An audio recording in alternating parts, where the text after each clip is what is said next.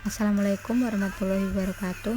Kami dari kelompok 1 akan menyampaikan materi mengenai pengertian sintaksis, sintaksis dan subsistem lain, serta ruang lingkup bahasan sintaksis. Berikut adalah paparan dari kami. Oke, untuk definisi sintaksis ialah bidang linguistik yang mempelajari kaidah-kaidah yang mengatur bagaimana kata-kata digabungkan guna membentuk kalimat dalam suatu bahasa. Dalam pengertian lain, sintaksis adalah ilmu yang mempelajari elemen-elemen struktur sintaksis, kaidah-kaidah yang mengatur penggabungan elemen-elemennya, dan perangkaian kalimat dalam suatu sekuen. Istilah elemen mencangkup bagian-bagian formal, fungsional, dan juga semantis kalimat. Sintaksis dan fonologi. Dalam fonologi ada pembicaraan soal ciri suprasegmental yang diantaranya berkenaan dengan jeda, intonasi, dan juga ritme. Jeda yang menandai batas kalimat ditandai dengan beberapa tanda, yaitu tanda pagar yang menandakan batas kalimat dengan jeda panjang yang diletakkan di awal dan di akhir kalimat. Dua garis miring menandakan batas klausa dengan jeda sedang, sedangkan yang terakhir garis miring menandakan batas kata, frasa dengan jeda pendek. Contohnya seperti ini, Anda harus belajar dengan tekun agar lulus tepat waktu. Segmentasinya, tanda pagar Anda garis miring harus belajar garis miring dengan tekun 2 garis miring agar garis miring lulus garis miring tepat waktu 2 garis miring. Jadi cara pembacaannya Anda harus belajar dengan tekun di jeda sedikit panjang agar lulus tepat waktu. Kemudian intonasi adalah perubahan nada, sedangkan ritme adalah pemberian tekanan dalam kalimat yang berguna untuk membedakan mana kalimat deklaratif, interogatif, dan juga imperatif. Selanjutnya yaitu sintaksis dan morfologi. Gabungan sintaksis dan morfologi disebut dengan tata bahasa atau grammar. Morfologi ini membicarakan bentuk dan struktur internal kata, dan objek kajian morfologi ini merupakan unsur terkecil dalam sintaksis. Kata merupakan unsur terkecil pembentuk frasa, klausa, dan kalimat. Secara morfologis, berdasarkan bentuknya, kata dibedakan menjadi kata dasar dan kata turunan. Misalnya, kata tinggal dan kata meninggalkan. Perbedaan ini mengakibatkan perbedaan perilaku sintaksisnya, sehingga dalam pemakaian menghasilkan struktur kalimat yang berbeda. Misalnya, kalimat A, saudaranya tinggal di Jalan Solo. Kalimat B, dia meninggalkan anak istrinya di Yogyakarta. Perbedaan bentuk verba itu membawa perbedaan struktur kalimat yang dihasilkan. Kalimat A berstruktur subjek plus predikat plus keterangan. Sedangkan kalimat B berstruktur subjek plus predikat plus objek plus keterangan.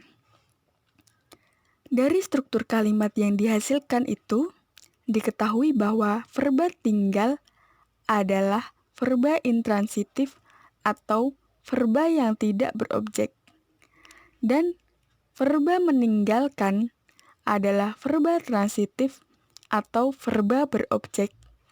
Dapat dikatakan bahwa bentuk kata sebagai objek kajian morfologi bisa berpengaruh pada konstruksi yang dihasilkan.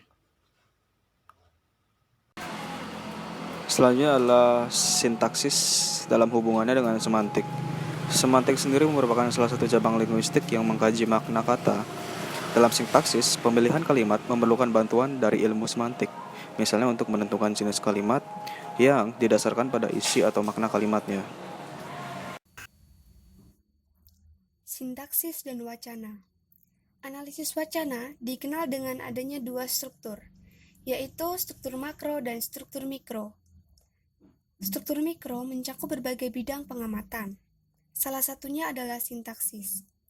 Hal yang perlu diamati sintaksis yaitu bagaimana pendapat yang disampaikan dan elemennya berbentuk kalimat, koherensi, dan kata ganti. Dalam keberhasilan pengamatan ini ditentukan oleh penguasaan pola-pola klausa dan kalimat. Lalu bagaimana proses penyusunan kalimat, khususnya kalimat luas dan kalimat majemuk? Ada beberapa hal yang penting dalam analisis wacana, yaitu pengetahuan tentang kepaduan kalimat dan pengefektifan kalimat.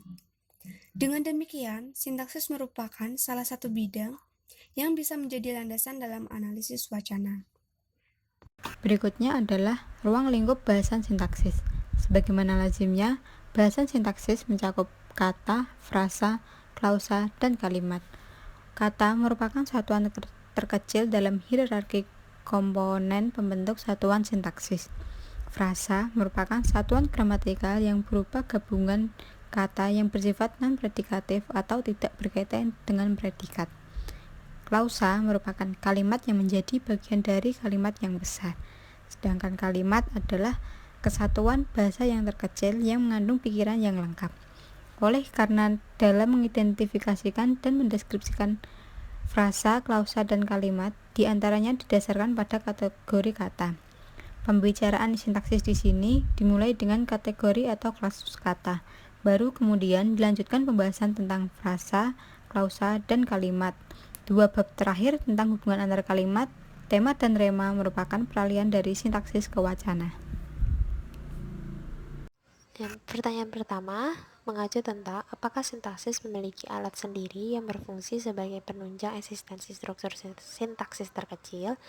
Jawabannya, dalam sintaksis diperlukan alat bantu yang disebut dengan fungsi sintaksis, terdiri dari subjek, predikat, objek, pelengkap, keterangan. Masing-masing tergabung atas kategori kata yang berbeda. Setiap fungsi memiliki makna yang disesuaikan dengan kategori dan perilaku semantisnya. Pertanyaan kedua. Kalimat intransitif adalah kalimat yang tidak butuh objek, seperti ia menggambar, ia menulis, ia marah, dan lain-lain. Tapi, untuk ia tinggal di Solo, saya kira bukan kalimat intransitif, karena bentuk ia tinggal belum menyampaikan pesan apapun. Harus menyertakan tinggal di mana. Tapi kembali lagi bahwa di Solo adalah keterangan, bukan objek. Mohon penjelasannya.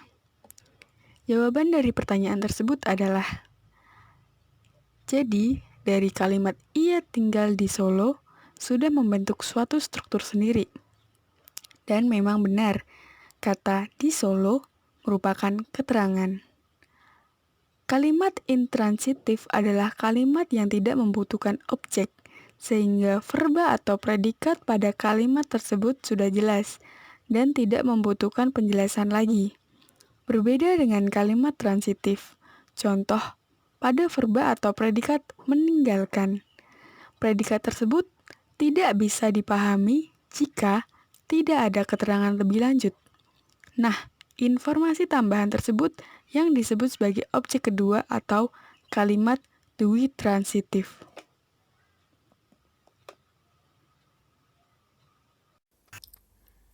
Pertanyaan nomor 3.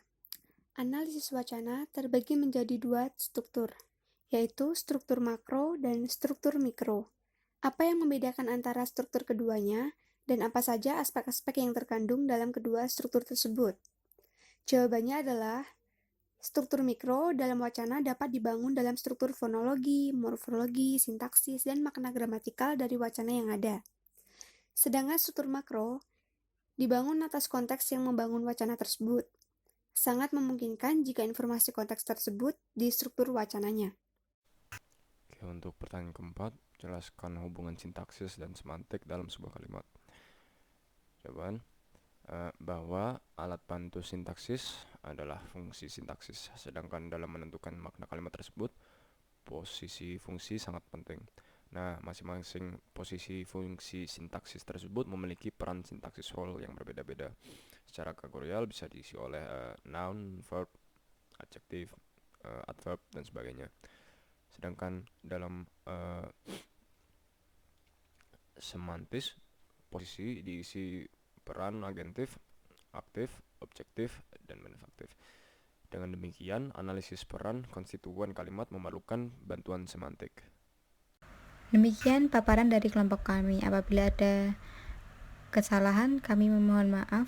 Terima kasih. Wassalamualaikum warahmatullahi wabarakatuh.